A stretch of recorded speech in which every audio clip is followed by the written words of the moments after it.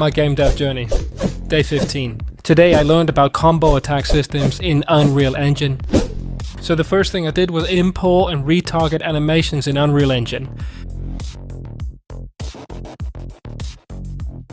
After that it was a lot of programming.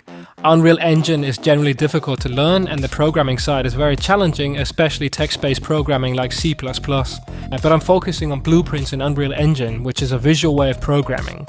It's much easier to use, more intuitive and easier to remember. However, it's still complex and there's almost no limit to what you can do. And that's exactly why it's incredibly complex and hard to master. The learning curve in UE is overall very steep compared to something like Unity, for example.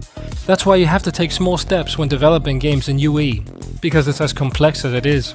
But slowly, the more you work with it, the more you start to understand it. And little by little, everything begins to make sense, which is a really great feeling as a game developer. At some point, the programming side even becomes deeply fascinating, because you start to understand what the different blueprint nodes do, how variables work, and how all the different systems connect and function together. And you might think that creating a combo attack system in Unreal Engine would be relatively simple, but I actually found it quite challenging. Here you can see the result, and it actually turned out pretty good, especially considering it's one of my first times creating a combo attack system. I designed it so you can't spam the attack animation, and you also can't move while the attack animation is playing, which helps create smoother gameplay. As I showed in my previous video, the character itself is created using AI, but the animations are not. The sound effects are also AI generated, but I've used Ableton to mix and shape them, making the kicks feel heavier than the punches.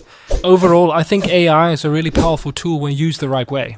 But I'd love to hear your thoughts on it, especially when it comes to programming, characters, and animation. If you enjoy content like this, feel free to like, subscribe, or follow and leave a comment. See you in the next one.